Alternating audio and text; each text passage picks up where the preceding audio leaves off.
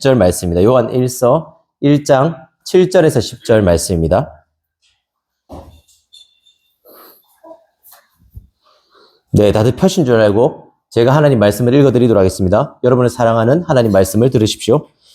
그가 빛 가운데 계신 것 같이 우리도 빛 가운데 행하면 우리가 서로 사귐이 있고 그 아들 예수의 피가 우리를 모든 죄에서 깨끗하게 하실 것이요.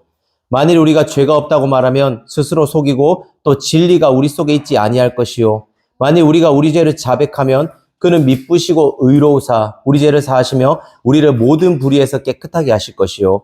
만일 우리가 범죄하지 아니하였다면 하나님을 거짓말하는 이로 만드는 것이니 또한 그의 말씀이 우리 속에 있지 아니하니라. 아멘. 또 한 주만에 여러분을 만나게 돼서 참 반갑고 행복합니다. 진실로요. 우리는 계속해서 이제 요한 1서를 살펴보고 있습니다. 혹시 지난주 설교를 기억하십니까? 빛 가운데 걷는다는 것이 무엇인지에 대해서 말했습니다. 바로 삶을 우리 중심에서 하나님의 중심으로 옮기는 거라고 말했죠. 오늘은 이제 죄 용서에 대해서 알아보려고 합니다. 오늘의 제목인데요. 죄 용서는 조건적인가입니다. 죄 용서는 조건적인가? 죄를 용서하는데 조건이 필요하냐는 거죠.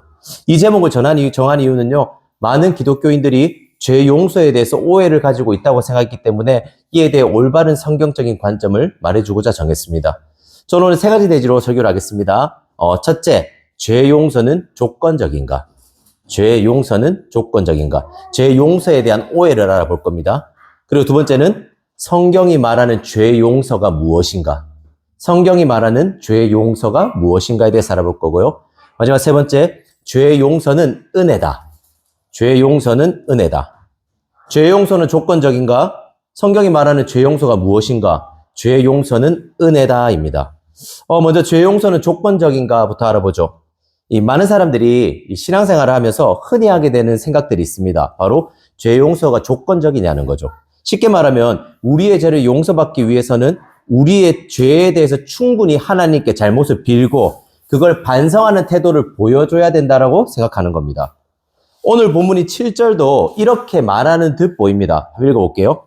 그가 빛 가운데 계신 것 같이 우리도 빛 가운데 행하면 우리가 서로 사귐이 있고 그 아들 예수의 피가 우리를 모든 죄에서 깨끗하게 하실 것이요. 이 말은 우리에게 이렇게 들립니다. 하나님이 빛 가운데 계신 것 같이 우리도 빛 가운데 있는 것처럼 행하면 예수님이 우리를 모든 죄에서 깨끗하게 하실 거라고 하는 거죠. 성경이 우리에게 네가 죄를 용서받고 싶으냐? 그러면 빛 가운데 있는 것처럼 살아야 되라고 요구하는 것처럼 보이기도 합니다. 그리고 많은 신자들은요. 이런 생각에 동의하는 것처럼 살아가고 있습니다. 예를 들어 볼까요? 우리가 죄를 지을 때 이런 생각을 하는 겁니다. 내가 제대로 해결해야지 하나님이 용서해 주실 거야. 내가 잘못한 만큼 충분히 뉘우치고 눈물도 많이 흘려야지만 하나님이 나를 용서해 주실 거야. 또 이런 생각도 하죠. 어제 지은 죄를 오늘도 지었어. 나는 저번에 지은 끔찍한 죄를 이번에 또 지었어. 이렇게 계속해서 같은 죄를 짓는 나를 하나님이 용서하지 않을 거야. 우리 가운데서도요, 죄를 지을 때마다 이런 생각에 빠져 있거나요, 은근히 이런 생각을 하시는 분들이 있지 않습니까? 그런데 재밌게도요, 이런 생각은 기독교인들만 하는 생각은 아닙니다. 이 팀켈러라는 좋은 목사님은요, 현대사회는 용서보다는 정의를 외치는 세대라고 말합니다. 용서보다 정의를 외치는 세대요. 요즘 사회에서 이슈되는 화제들을 한번 볼까요? 최근에 이제 이슈로는요, 김수현하고 백종원을 들 수 있죠. 그래서 김수현과 백종원은요, 제가 생각하기에는 이미지가 굉장히 좋았던 사람들이었습니다. 그런데 어느 순간에 한 가지 사건으로 인해요, 언론을 통해 모든 것들이 들통났죠. 그리고 그때부터 모든 분위기가 역전되기 시작합니다. 그리고 이 두 사람에 대한 사람들의 평가는 어떻죠? 안 좋은 정도가 아니라요, 거의 사회에서 지금 이 두 사람을 매장을 시키고 있습니다. 악플과 언론의 문매를 엄청나게 막고 있죠. 물론 저는 이 두 사람이요, 잘못이 없다고 말하는 게 아닙니다. 당연히 잘못한 게 있고요, 이는 질책받기 합당합니다. 하지만 이 과정에서요, 우리는 정의라고 생각하는 단어를 아주 강하게 밀어붙이고 있습니다. 그러면서 자연스럽게 잊혀지는 단어가 있죠. 뭐죠? 바로 용서라는 단어입니다. 잘못한 사람을 용서할 생각은 없는 겁니다. 그저 한 사람을 비난하는데 우린 최선을 다하고 있습니다. 그리고 간혹 누군가의 잘못을 우리가 용서해 줄 때도 있습니다. 어떨 때 우리가 용서해 주는지 아십니까? 그 사람이 자신의 잘못에 대해서 충분히 뉘우치는 태도나 마음을 보이거나 진짜 정중한 사과를 할 때입니다. 최근에 유튜버들을 보면요. 최근에 생각보다 여러 구설수에 오르고 있습니다. 혹시 여러분 유튜버들이 6개월 법칙이 있다는 거 알고 있나요? 그래서 많은 유튜버들이요. 사고를 친 다음에 6개월 정도 된 복귀를 합니다. 복귀를 하고 나서 이제 어떤 모습으로 복귀하는가 하면 이렇게 하죠. 남자들은요. 검은 양복에 흰색 와이셔츠를 걸치고요. 여자들은 수수한 옷을 입고요. 쌩얼로 나옵니다. 그리고 아주 숙연하게 아니면 눈물을 훔치면서 죄송하다고 말하지 않습니까? 그리고 사람들은요. 그 사과에요. 진정성이 있다면 그를 용납해 줍니다. 하지만 그것이요. 거짓이라고 진정성이 없다고 느끼면요. 그를 용납해 주지 않고 오히려 그 유튜브를 매장시켜 버리죠. 자, 그럼 물어보겠습니다. 우리는 왜 진정성이 있다면 용서해 주고 그렇지 않다면 용서해 주지 않는 걸까요? 답은 간단합니다. 들어보세요. 우리는 용서를 거래라고 생각합니다. 다시 한번 말씀드리겠습니다. 우리는 용서를요. 거래라고 생각하는 겁니다. 상대가 충분히 사과하거나요. 잘못에 대한 대가를 치른다면요. 나도 용서할 수 있다라고 생각하는 거죠. 그리고 이런 생각은요. 우리의 삶에도 자연스럽게 들어와 있습니다. 여러분 누군가가 우리에게 큰 잘못을 했다라고 생각해 보십시오. 우리는 대체적으로 용서하기가 쉽지 않습니다. 왜 용서하기가 쉽지 않나요? 먼저 용서보다 정의를 먼저 생각하기 때문입니다. 네가 나한테 이만큼 잘못했으니까 너는 벌을 받아야 되라고 생각하는 거죠. 눈에는 눈, 이에는 이라고 생각하는 겁니다. 그리고 두 번째는요. 그 사람이 잘못한 만큼의 대가와 자세를 취해야 한다고 생각합니다. 너 지금 잘못했으니까 너 지금 나한테 벌벌 기어야 돼. 이렇게 말하는 거죠. 우리는 용서를요. 거래라고 생각합니다. 그리고 이 거래 관계는요. 안타깝게도 하나님과 우리 사이에서도 나타납니다. 우리가 같은 죄를 계속해서 저지르거나요. 심한 죄를 저지를 때요. 하나님이 나의 죄를 용서하지 않을 거라고 생각하는 겁니다. 그리고 용서받으려면요. 그에 합당한 충분히 슬픈 모습, 회개를 하거나 괴로운 모습을 하나님께 보여야 된다고 생각하고 그 잘못에 대한 대가를 내가 치르는 모습을 하나님께 보여줘야지만 하나님이 나를 용서하실 거라고 생각합니다. 이는 이런 말이기도 하죠. 용서에요. 어떤 조건이 필요하다고 생각하는 겁니다. 그래서 우리는요. 오늘 본문의 7절을 보면서도 기쁨과 즐거움을 느끼는 게 아니라요. 오히려 압박과 부담을 느끼는 거죠. 우리가 빛 가운데 행해야지만 하나님이 우리의 죄를 용서하신다고? 안 돼. 난 이번 주에 빛 가운데 살지 못했단 말이야. 나는 이번 주도 죄를 지으면서 내 삶에 실패했단 말이야.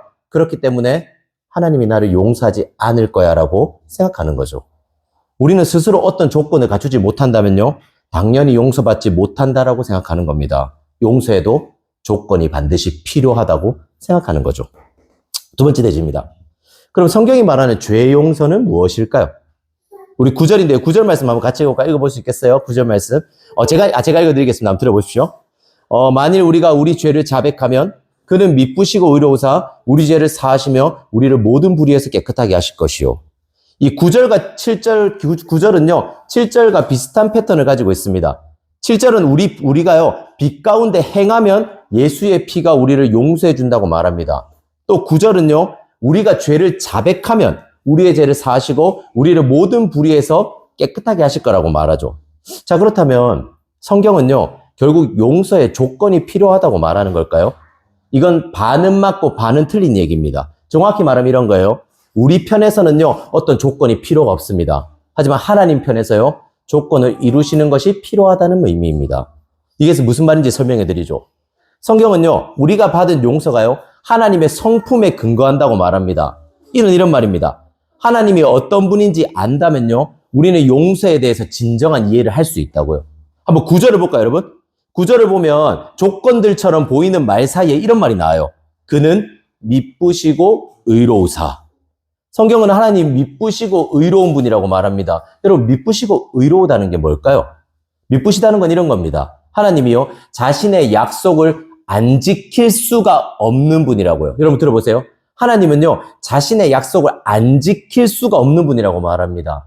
하나님의 약속을 반드시 지키는 분이라는 걸 넘어서서요, 안 지킬 수가 없는 분이라고요. 이해하시겠습니까? 여러분, 우리의 모습을 한번 보십시오.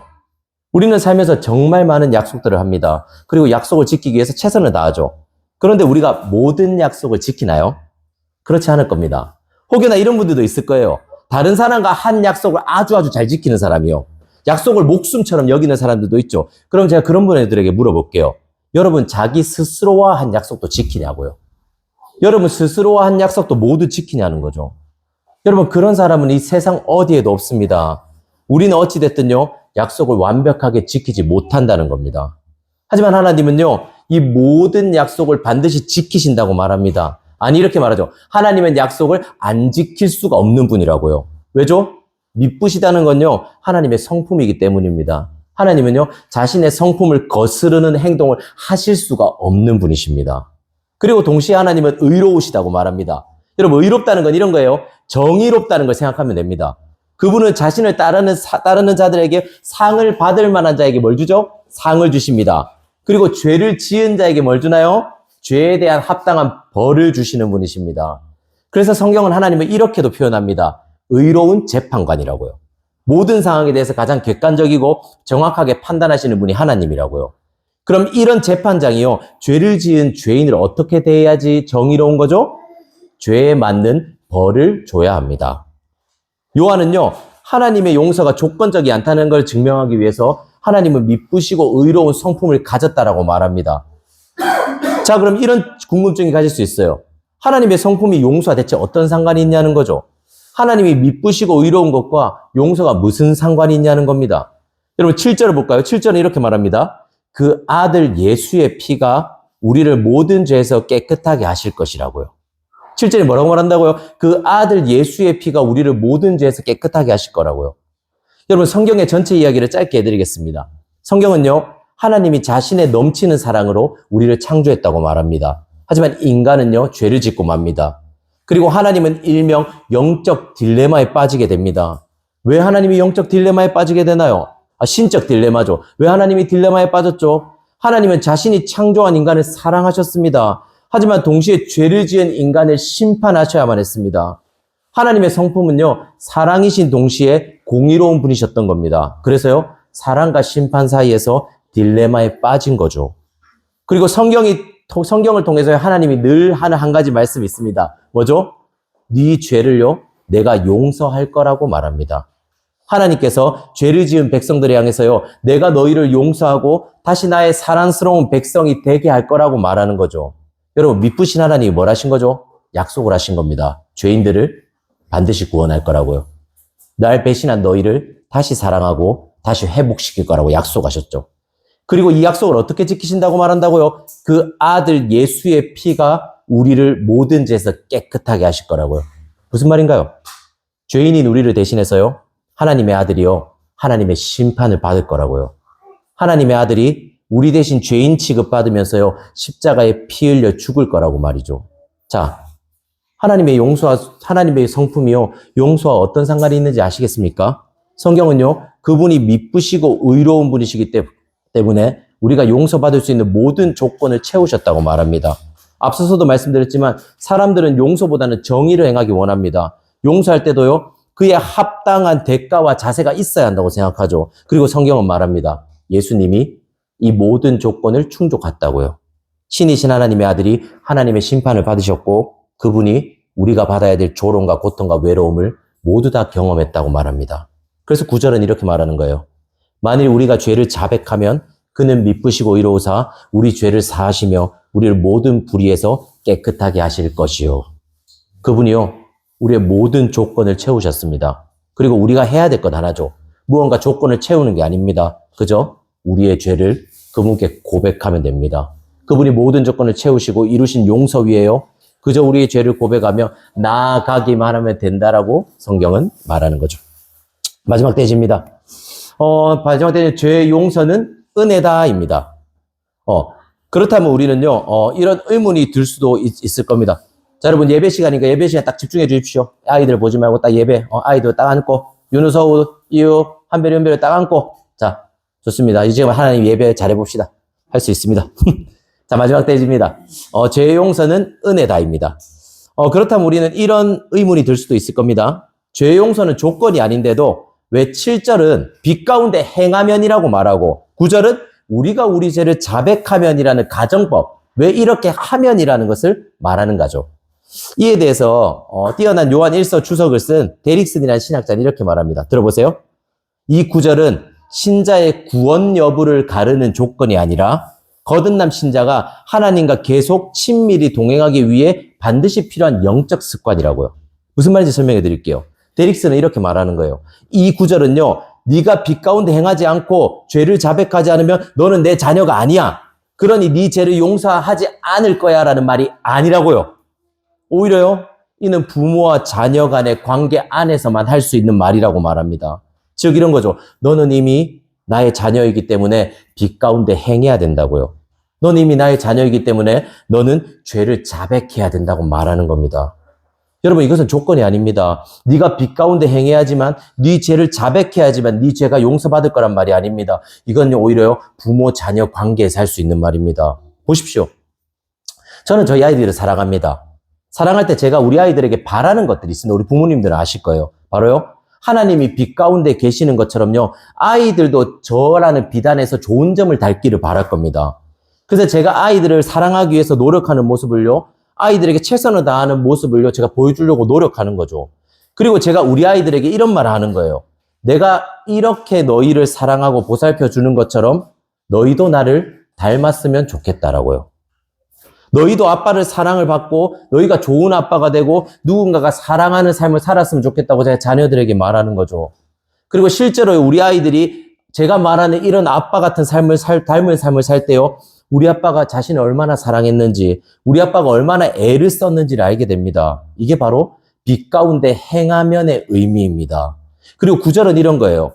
얘야, 네가 잘못한 게 있을 때 아빠에게 솔직하게 말해줬으면 좋겠다. 그러면 아빠는 반드시 너를 용서할 거란다. 왜냐하면 나는 너를 너무 사랑하기 때문이다.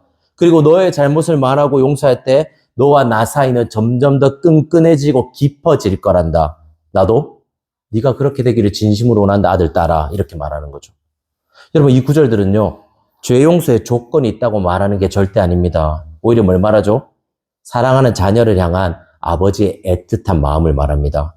아버지가 사랑하는 자녀가 자신과 같이 빛 가운데 거하길 원합니다. 그리고 사랑하는 자녀가 죄를 지었을 때요, 그것을 자신에게 말했을 때 용서해 주길 원합니다.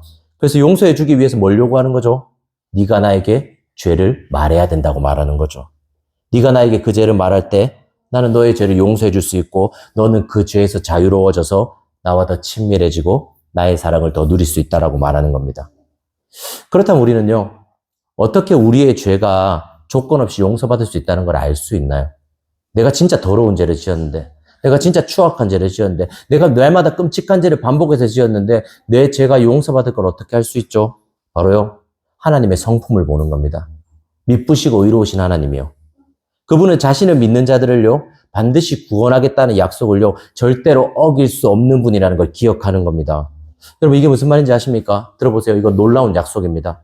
우리는 모두 죄를 지었습니다. 죄를 지은 사람의 결과가 무엇인가요, 여러분? 여러분이 정의로운 판사라면요, 끔찍한 죄를 저지른 사람은 어떻게 해야 되죠? 정의로운 판사라면요, 죄에 맞게 반드시 형벌을 줘야 합니다. 그냥 넘어가면 안 되죠. 그런데 성경은 이렇게 말합니다. 모든 사람이 죄를 저질렀다고요. 모든 인간들 중에 하나님께 죄를 짓지 않은 존재가 한 명도 없다고요. 모두 다 하나님을 배신하고요, 그분을 모른 척했고 지금도 그분을 무시하고 있다고요. 보십시오. 우리가 내 옆에 있는 친구를 때렸다고 합시다. 근데 내 옆에 있는 친구를 때린 걸까요? 한 나라의 대통령을 때린 것이 여러분 법적으로 같은 취급을 받을까요? 그렇지 않습니다. 같은 죄지만요, 형량이 다릅니다. 왜 그렇죠? 친구와 대통령은 국가적인 위치가 다르기 때문입니다. 대통령을 때렸다는 건요, 단순히 대통령이라는 인간 한 명을 때렸다는 의미가 아닙니다. 무슨 의미죠? 나라 전체를 무시하고 때렸다는 거죠. 한 나라의 대통령을 때린 거는 다른 사람을 때린 것보다 그래서 형벌이 훨씬 강합니다. 그런데 여러분, 우리는 온 우주를 지으신 창조주에게 죄를 범합니다. 온 우주를 지으신 하나님이에요, 뺨을 후려 갈겼고요, 그에게 침을 뱉었고요, 그 하나님을 조롱했습니다. 그리고 이건 얼마나 큰 형벌을 받아야 되는 걸까요?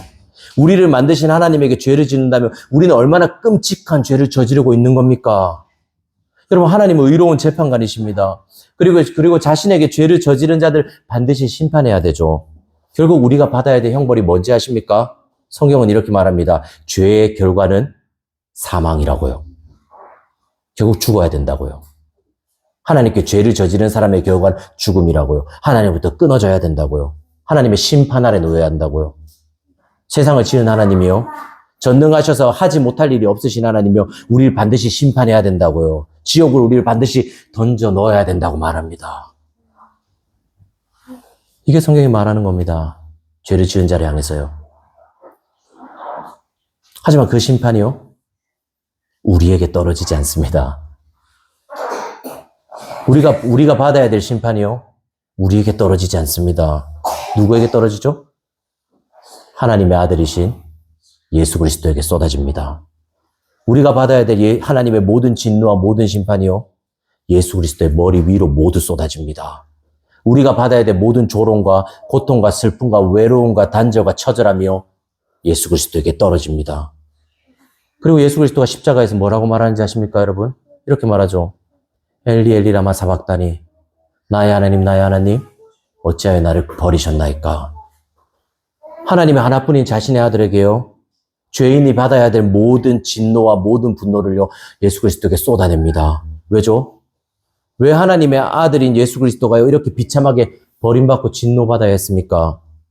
이유는 하나입니다. 예수님 우리 대신 진노를 받아야지 우리가 용서받을 수 있기 때문입니다. 그래야지만 우리가 빛 가운데 살지 못하더라도, 우리가 죄를 자백하는데 실패할지라도, 우리의 어떠함이라는 조건이 없더라도 우리의 모든 죄를 용서받을 수 있기 때문입니다. 그리고 이 말이 저와 여러분에게 큰 위로가 될 겁니다. 들어보십시오. 하나님의 아들이 우리를 대신해서 심판을 받으셨다는 말은요, 공의롭고 미쁘신 하나님께서 더 이상 우리에게 죄를 묻지 않겠다는 말이기도 합니다. 우리가 아무리 추악한 죄를 짓더라도요, 우리가 아무리 연약한 죄를 반복해서 짓더라도요, 그것이 하나님이 우리에게 하신 약속 안에서요, 우리를 끊을 수가 없다고요. 너 죄 많이 지었으니까 내가 너를 더 이상 너 이제 끊어버릴 거야. 넌 이제 내 아들 아니야. 저리 가라고 말하지 않으신다고요. 왜죠? 왜 하나님 우리를 버리지 않나요? 아무리 많은 죄를 지어도요. 이유는 하나입니다. 그분이 미쁘신 분이기에 약속을 어길 수가 없거든요. 내가 너를 구원하겠다는 그 약속이요. 사랑하는 여러분, 죄 용서는 절대 조건적이지 않습니다.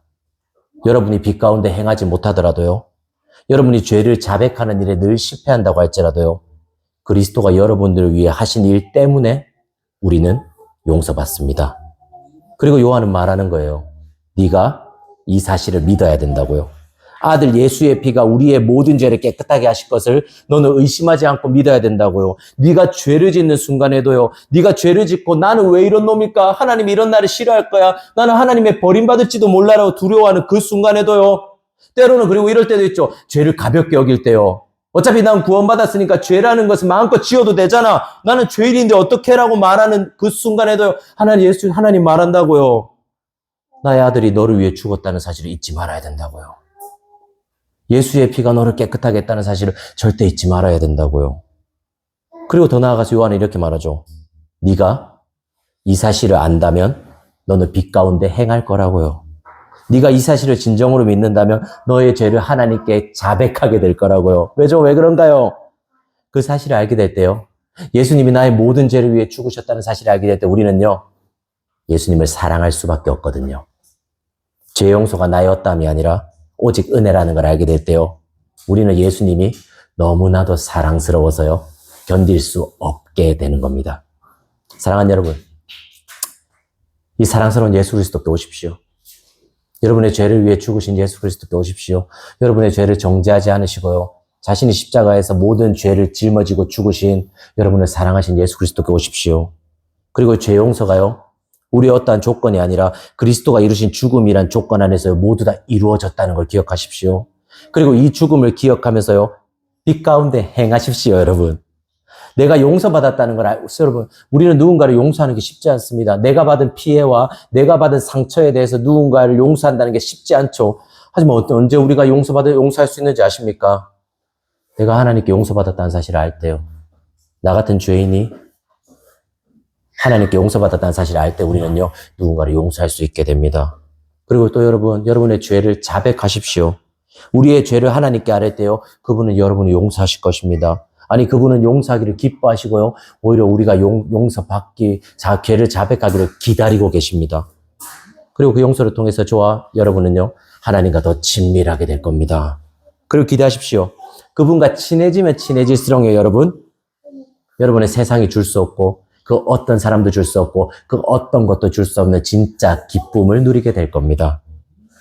마지막으로 팀켈러 목사님이 한 말을 제가 읽어드리겠습니다. 이 말을 듣고 한번 기도하는데 생각해 보십시오. 들어보십시오. 우리가 자백할 때 하나님이 우리를 용서하시는 이유는 우리가 충분히 뉘우쳤기 때문이 아니라 예수님이 충분한 피를 흘리셨기 때문이다. 다시 한번 읽어드릴게요. 우리가 죄를 자백할 때 하나님이 우리를 용서하시는 이유는 우리가 죄를 고백할 때 하나님이 우리를 용서하시는 이유는요. 우리가 충분히 뉘우쳤기 때문이 아니라 예수님이 충분히 피를 흘리셨기 때문이다. 기억하십시오. 우리 한번 이 시간요. 찬양하고 기도했으면 좋겠어. 오늘부터는 찬양하고 기도할 거거든요. 한번 이 시간 제가 악보를 올려드렸는데요. 한번 보면서 찬양할까요?